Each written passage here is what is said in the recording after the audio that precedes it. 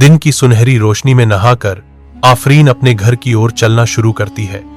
उसकी उपस्थिति जीवंत खेतों में एक सौम्य सद्भाव है। मिट्टी की खुशबू उससे मिलने के लिए उठती है, जैसे हवा लंबी घासों के माध्यम से रहस्य फुसफुसाती है। सादगी उसके चेहरे पर शोभा बढ़ाती है, हर कदम सोच समझकर और शुद्ध। उसकी आंखें शांत विनम्रता के सरोवर, खुले आकाश की विशालता को दर्शाती हैं। वह शांतिपूर्ण परिदृश्य का एक सहज हिस्सा ग्रेस के साथ चलती है। मदरसा के दिल में आफरीन दिव्य प्रकाश में स्नान करती है, जैसे वह कुरान शरीफ से छंद सुनाती है। पवित्र शब्द हॉल में गूंजते हैं, जो विश्वास और भक्ति की फुसफुसाहट पर चलते हैं। अदृश्य रियान आता है। उसकी निगाहें आफरीन की अलौकिक सुंदरता की ओर खींची जाती हैं, क्योंकि वह प्रार्थना में खड़ी है। समय रुक जाता है, जैसे रेयान उसे देखता है। पवित्र छंद उन दोनों के चारों ओर एक जादू बुनते हैं। शांत अभयारण्य में नश्वर और रहस्यमय के बीच एक मौन संबंध बनता है। रायन अवाक रह जाता है। मदरसा की रोशनी लंबी छाया डालती है, क्योंकि वह आफरीन की भक्ति को देखता है। एक अजनबी शांत गांव में आता है, एक रहस्यमय व्यक्ति जो परंपरा के केंद्र में कदम रखता है। एक सहज बदलाव में वह रेयान खान में बदल जाता है, जो एक शहरवासी है जो एक नई पहचान अपनाने के लिए तैयार है। रायन खान मदरसा की ओर चलता है। उसकी उपस्थिति बदलाव का वादा करती है और ग्रामीणों में जिज्ञासा जगाती है। मदरसा में रियान खान ज्ञान देने की तैयारी करते हैं। उनका आगमन गांव की कहानी में एक नया अध्याय चिह्नित करता है। वह अपनी शिक्षा शुरू करते हैं। हवा प्रत्याशा से भरी हुई है, क्योंकि वह अपना पहला पाठ साझा करते हैं। ग्रामीणों ने देखा, उनकी आंखों में आशा और अनिश्चितता का मिश्रण था, क्योंकि रियान खान उनके जीवन के ताने बाने में अपना प्रभाव बुनते हैं। मदरसा के दिल में आफरीन की नजरें रेयान से मिलती हैं, फिर भी केवल एक अजनबी को देखती हैं। रायन आगे बढ़ता है, ज्ञान देने और उनके बीच की खाई को पाटने के लिए तैयार। रायन उसे पढ़ाना शुरू करता है।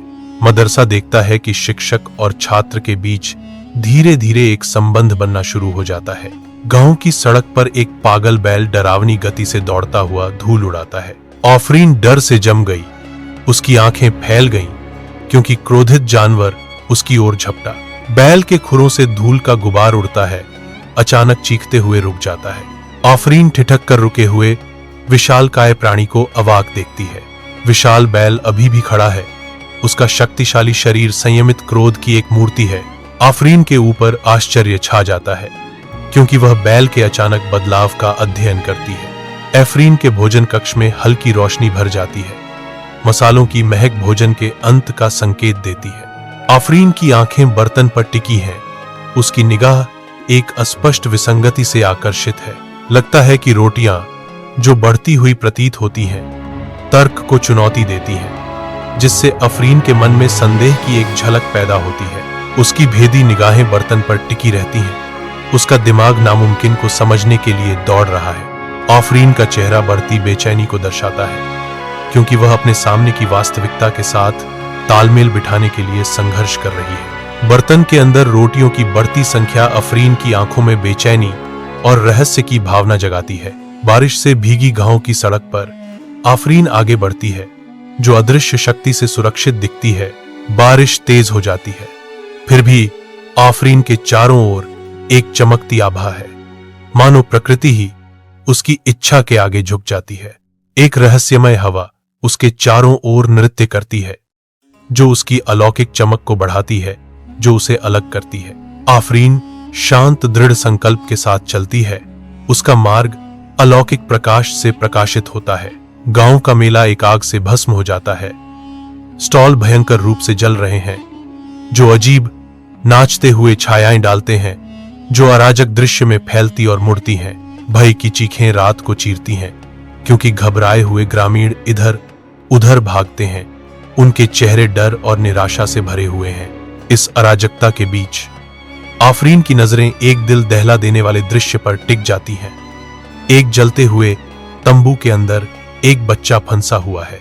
गर्मी से हवा चटकती है और जलती हुई लकड़ी की गंध से फंसी हुई बच्ची की चीखें तेज हो जाती हैं, जिससे आफरीन को कार्रवाई करने की प्रेरणा मिलती है।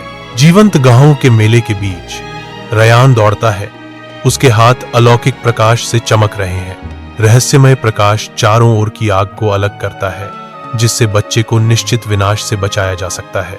आफरीन दूरी पर स्थित दीप्तिमान नूर को देखती है। नूर की चमक लंबी छाया डालती है, मेले को आश्चर्य और विस्मय के रंगों से रंगती है। आफरीन बेचैन रात के खिलाफ संघर्ष करती है। नींद उससे दूर भागती है क्योंकि संदेह उसमें प्रवेश करता है। वह हिलती है। रयान की असली पहचान के बारे में संदेह बढ़ने पर उसकी बेचैनी बढ़ जाती है।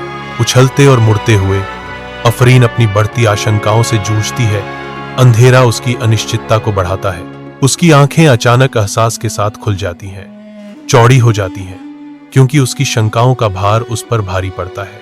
मदरसा के शांत बगीचे में आफरीन रयान को रोकती है। सुबह का सूरज लंबी छायाएं बनाता है जो खिंचती और विकृत होती हैं। मदरसा का बगीचा सुबह की रोशनी में नहाया हुआ है। छायाएं लंबी होती हैं। आफरीन की गहरी नजरें रयान के मुखौटे को भेदती हैं। उसकी आवाज दृढ़ संकल्प के साथ गूंजती है। तुम इंसान नहीं हो, क्या हो? उसकी आवाज में तीव्रता बढ़ती है। सच बताओ, तुम कौन हो? रायन जम गया। आफरीन के चुभते सवालों का बोझ हवा में भारी था। सुबह का सूरज दृश्य को तीक्ष्ण राहत में डालता है, जो उनके बीच बढ़ रहे तनाव को उजागर करता है। शांत मदरसा उद्यान में सुबह की रोशनी रेयान को नहलाती है। जो मौन खड़ा है, उसकी आंखों में आंसू भर आते हैं। रायन की आवाज कच्ची भावना से कांपती है, क्योंकि वह कहता है, मैं वह हूं जो इंसानों के लिए पैदा नहीं हुआ।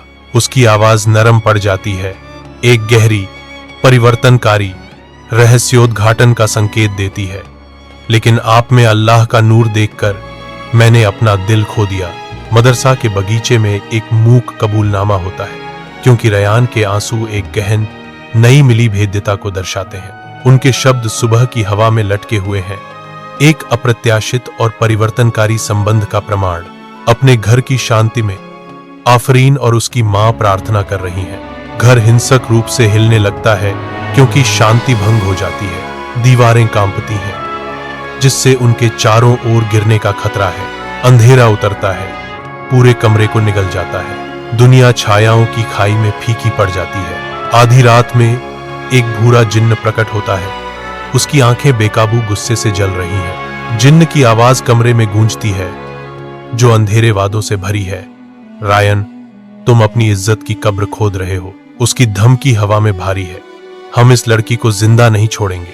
जिन्न का रूप झिलमिलाता है, कमरे में लंबी विकृत छायाएं डालता है। जिन्न की आंखें और भी तेज चमकती हैं, जो उसके अटूट संकल्प को दर्शाती हैं। जिन्न अपने क्रोध को उजागर करने की तैयारी करते ही हवा अदृश्य ऊर्जा से भर जाती है। रायन आफरीन के घर में घुसता है। उसकी खून भरी आंखों में गुस्सा भड़क रहा है। हवा स्पष्ट तनाव से घनी हो जाती है। कमरे की सीमाओं के भीतर एक तूफान आ रहा है। रायन की आवाज सन्नाटे को चीरती है, कच्ची और तीव्र। उसे छुओ और मैं अपनी आत्मा को चूर चूर कर दूंगा। उसकी आंखें एक भयंकर वादे से जलती हैं, सब कुछ बलिदान करने की इच्छा। उनके शब्दों का भार भारी है, एक चुनौती शांति में गूंजती है। रायन आफरीन को देखता है।